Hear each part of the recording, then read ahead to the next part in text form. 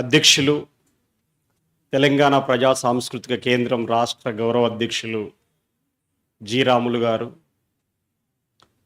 ప్రముఖ ఆధ్యాత్మికవేత్త, హిందూ ధర్మం సనాతన ధర్మం గురించి విస్తృతంగా పత్రికల్లో రాసేటువంటి ఎడిటర్, విజయ విహారం ఎడిటర్, జై భారత్ సంస్థ వ్యవస్థాపకులు ఉన్నటువంటి గౌరవనీయులు పెద్దలు రమణమూర్తి గారిపైన నిన్న జరిగినటువంటి దాడి మీ అందరికీ తెలుసు. మొన్న జూలై 14వ తారీఖు రోజున దాడి జరిగితే 3 రోజులు కావస్తుంది, ఇప్పటివరకు అరెస్ట్ చేయలేదు.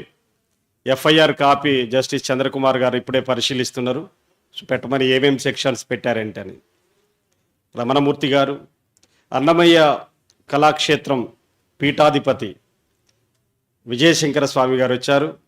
మన ఈ కార్యక్రమానికి ముఖ్య అతిథి మన గౌరవనీయులు జస్టిస్ చంద్రకుమార్ గారు, అదేవిధంగా చాలా సంఘాల నుంచి కూడా హాజరయ్యారు. మూర్తి గారు, అట్లాగే మా నాన్న మాస్టర్జీ గారు, జ్యోత్స్నా గారు, తెలంగాణ శ్యామ్ గారు, సదయ్య గారు, అట్లాగే లోక్నాథ్ గారు, రజనీ గారు, కిరణ్ గారు, శాంతారావు గారు, విజ్ఞాన దర్శిని, ఆదం రాజు గారు, ఇంకా చాలామంది పెద్దలు ఇక్కడ హాజరయ్యారు. పేరు పేరున అందరికీ నేను పేర్లు మిస్ అయినా కానీ మన్నించాలని చెప్పి, అట్లాగే ఈ ఘటనని మొత్తం సమాజానికి తెలియజేయడానికి ప్రొఫెసర్ వెంకటదాస్ గారు వచ్చారు, వారిని రావాల్సిందిగా కోరుతున్నాను.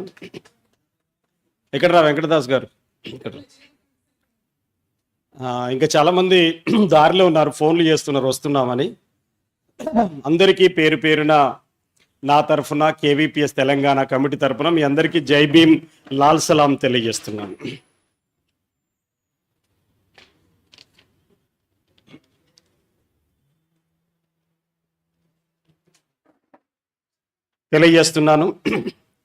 ఈ కార్యక్రమాన్ని మొత్తం సమాజానికి తెలియజేయడానికి వచ్చినటువంటి ఛానల్స్ మిత్రులందరికీ కూడా, మీడియా మిత్రులు, ప్రింట్ ఎలక్ట్రానిక్ మీడియా సోదరులందరికీ కూడా ముందుగా చేతులెత్తి నమస్కరిస్తున్నాను. మిత్రులారా,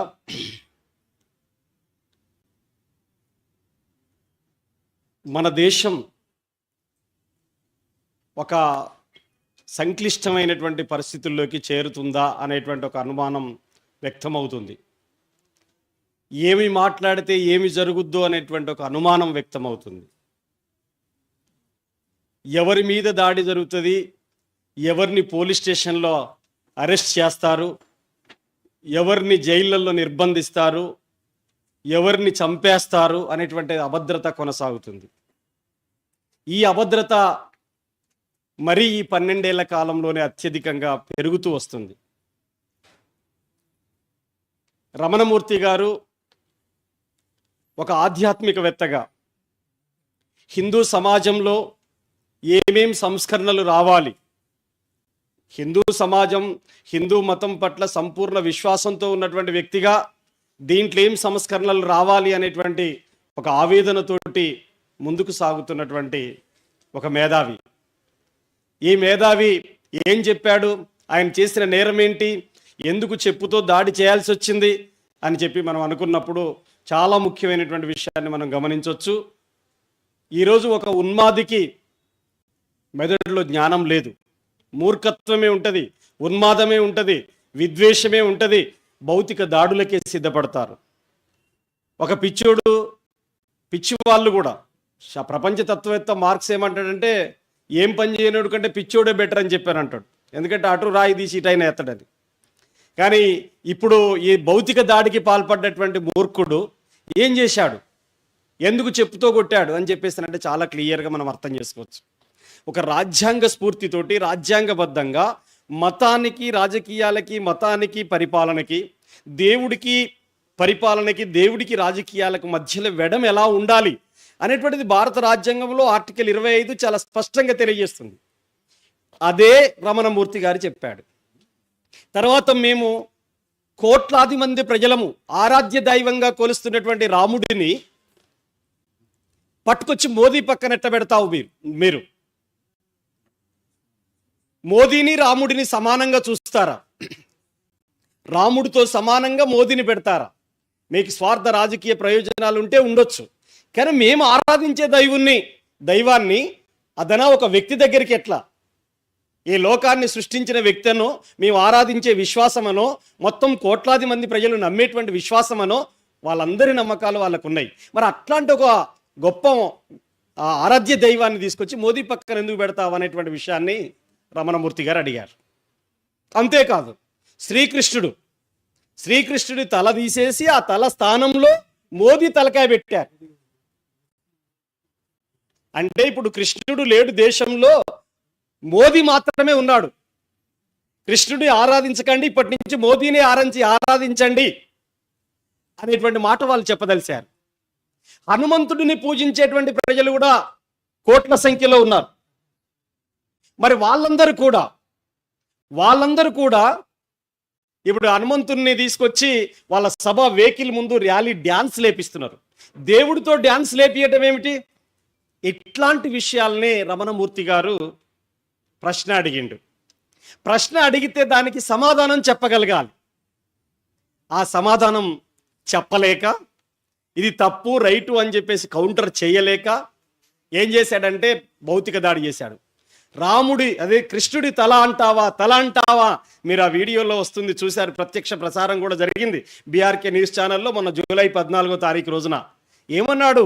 కృష్ణుడిని గౌరవించే పాత్ర రమణమూర్తి గారు తీసుకున్నారు, కృష్ణుడిని అవమానించిన వాళ్ళ తరఫున కశ్యప్ రెడ్డి అనేటువంటి వ్యక్తి ఆ పాత్ర నిర్వహించాడు. మరి ఇప్పుడు ఆయన చూపించింది ఏమిటి? కృష్ణుణ్ణి ఏదో రమణమూర్తి గారు అవమానించినట్టుగా నువ్వు కృష్ణుని తల అంటావా, నేను చెప్పు తీసుకోకూడదా అని చెప్పేటువంటి పద్ధతులలో ఆయన మాట్లాడిండు. అరే నాయన, మీరు మా కృష్ణుడి తలను తీసేసి ఎవరో మోదీ అనేటువంటి అనామకుని తీసుకొచ్చి పెడుతున్నారు, మా దేవుణ్ణి ఎందుకు అవమానిస్తున్నారు, కించపరుస్తున్నాడు అని చెప్పి రమణమూర్తి గారు మాట్లాడిండు. దీన్ని వక్రీకరించేటువంటి పని చేసి చెప్పుతో దాడి చేయటం అనేటువంటి జరిగింది. ఇట్లాంటి విషయాల్లో మనం గుర్తుపెట్టుకోండి, ఎవరు ప్రశ్న అడిగితే వాళ్ళ మీద దాడి చేసేటువంటి వైఖరి కానీ చాలా దుర్మార్గమైంది. భావ ప్రకటన స్వేచ్ఛకి, రాజ్యాంగ స్ఫూర్తికి, పత్రికా స్వేచ్ఛకి, మీడియా స్వేచ్ఛకి భంగం కలిగించేటువంటి పద్ధతులలో ఆ భౌతిక దాడి జరిగింది. ఒక భావాన్ని కౌంటర్ భావంతో ఎదుర్కోవచ్చు, సమాధానం చెప్పొచ్చు. సమాధానం చెప్పలేనటువంటి, మెదడులో సరుకులేనటువంటి వెధవలు మాత్రమే భౌతిక దాడులకు దిగుతారు. భావంతో పోటీపడనోడే భౌతిక దాడితో వస్తుంటాడు. అందుకని మెదడులో సరుకు లేనటువంటి సన్నాసి మాత్రమే ఈ దాడికి పాల్పడ్డాడు.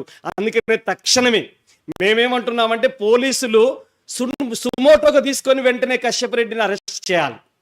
ఇప్పటి వరకు అరెస్ట్ చేయలేదు. ఎందుకు అరెస్ట్ చేయట్లేదు? రమణమూర్తి గారి పైన దాడి జరిగితే మొత్తం ఉమ్మడి రాష్ట్రాల్లో అనేక మంది ప్రముఖులు, మేధావులు, ప్రజా సంఘాలు, సామాజిక సంఘాలు ఖండిస్తూ ఉన్నాయి. ఆయనకు తండ్రి సమానుడు, ఆయన మీద ఎందుకు దాడి జరిగింది ఖండిస్తుంటే ఇప్పటి వరకు కూడా పోలీస్ అధికారులు ఏమాత్రం పట్టనట్టుగా ఉంటున్నారు.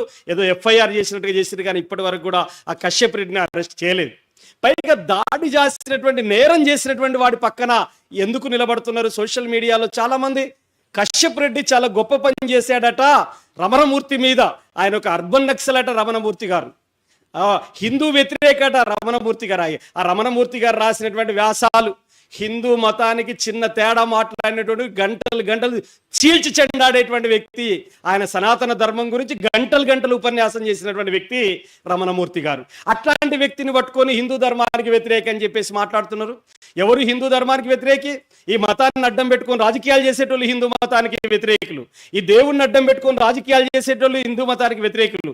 నిజంగా హిందూ మతంలో ఉన్నటువంటి గొప్ప విషయాల్ని ప్రజలకు తెలియజేసేటువంటి వాళ్ళు, గీత గురించి చెప్పేటువంటి వాళ్ళే ఎలా హిందూ ద్రోహులు అవుతారు? హిందూ మతాన్ని అడ్డం పెట్టుకునేటువంటి వాళ్ళు హిందూ ద్రోహులు అవుతారు. కాబట్టి రమణమూర్తి గారి మీద దాడి జరిగినటువంటి చర్య అనేటువంటిది మొత్తం ఉమ్మడి రాష్ట్రాల్లో కూడా కలకలం రేపినటువంటి ఈ దాడిని మనం ప్రజాస్వామికవాదులు ముక్త కంఠంతో ఖండించాలని చెప్పేసి నేను కోరుతున్నాను. ఎవరు ప్రశ్నించడమే కాదు, నిజమైనటువంటి సనాతన ధర్మం గురించో, నిజమైనటువంటి పురాతన ధర్మం గురించో, నిజంగా ప్రజలందరూ సమానంగా బతకాలనో, స్త్రీ పురుష సమానత్వం కలిగి ఉండాలనో, కులమతాల అసమానతలు ఉండకూడదనో, నా మతాన్ని నేను విశ్వసిస్తా, పక్క మతాన్ని ప్రేమిస్తా అని చెప్పేటువంటి వాళ్ళు ఎవరైతే ఉన్నారో వాళ్ళందరి మీద దాడులు జరుగుతున్నాయి. మీరు చూడండి, వాళ్ళందరి మీద దాడులు జరుగుతున్నాయి. మీరు ఇంతకుముందు రంగరాజన్ గారి మీద దాడి జరిగింది, ఇప్పుడు రమణమూర్తి గారి మీద దాడి జరిగింది. చాలామంది ఇట్లాంటి యొక్క ప్రముఖుల మీద కూడా దాడులు జరుగుతున్నాయి. ప్రశ్నిస్తున్నటువంటి వాళ్ళందరినీ జైల్లో పెడుతున్నటువంటి ప్రక్రియ కూడా పక్కన జరుగుతున్నటువంటి స్థితిని కూడా మనం చూస్తున్నాం. ఇట్లాంటి ఒక సంక్లిష్టమైనటువంటి పరిస్థితులలో, అభద్రతతో కూడినటువంటి ఈ పరిస్థితులలో మనం కొన్ని తీర్మానాల్ని ఈ సందర్భంగా ప్రవేశపెట్టబోతున్నాం. అది ఏమిటి అని చెప్పేసానంటే, ఈ పత్రికా స్వేచ్ఛకు మేధావులు, రచయితలు, కవులు, జర్నలిస్టులు వీళ్ళందరూ కూడా వాళ్ళకు నిర్మోహమాటంగా మాట్లాడుకునేటువంటి స్వేచ్ఛ, రాసుకునేటువంటి స్వేచ్ఛను మనం కలిగి ఉండాలి. దాన్ని ఆటంకపరిచేటువంటి వాళ్ళపైన కఠిన చర్యలు తీసుకోవాలనేటువంటిది ఒక ముఖ్యమైనటువంటి తీర్మానంగా. అట్లే విధంగా ఎవడైతే కశ్యప్ రెడ్డి రమణమూర్తి గారి మీద దాడి చేసిండో తక్షణమే అరెస్ట్ చేయాలి, కఠినంగా శిక్షించాలి. అలాంటి మూర్ఖులు బయట సమాజంలో, పౌర సమాజంలో తిరగొద్దు, జైల్లో మాత్రం నిర్బంధించబడి ఉండాలనేటువంటిది కూడా రెండో విషయంగా చెప్పాం. అట్లాగే మూడో విషయంగా ప్రజలు, ప్రజాస్వామికవాదులు, ప్రజా సంఘాలు రాజకీయాలకు అతీతంగా ముక్త కంఠంతో ఈ దుశ్చర్యను ఖండించాలని చెప్పేసి ఈ రౌండ్ టేబుల్ సమావేశం అప్పీల్ చేస్తూ ఉంది. దాంతోపాటు ఇక్కడికి వచ్చినటువంటి అనేక సంఘాల పెద్దలందరికీ అప్పీల్ ఏమిటంటే, రేపు లేదు ఎల్లుండి ఉదయం 10:30-11 గంటలకి ఆర్టీసీ క్రాస్ రోడ్లో ఒక నిరసన శాంతి ర్యాలీ, ఇది కూడా శాంతి ర్యాలీగానే మనం పెడుతున్నాం. రాష్ట్ర వ్యాప్తంగా అన్ని జిల్లాల్లో కూడా రేపు ఎల్లుండి 18వ తారీఖు నాడు పెడుతున్నాం. మేము ఈ సంఘాల నుంచి కూడా అన్ని జిల్లా కేంద్రాల్లో జరిగేటువంటి శాంతి ర్యాలీలలో మీరందరూ భాగస్వాములు కావాలని చెప్పేసి విజ్ఞప్తి చేస్తూ ఈ తీర్మానాన్ని మీ అందరి ముందు పెడుతున్నాను. మీ అందరికీ మరొకసారి జై భీమ్, లాల్ సలాం తెలియజేస్తూ ముగిస్తున్నాను.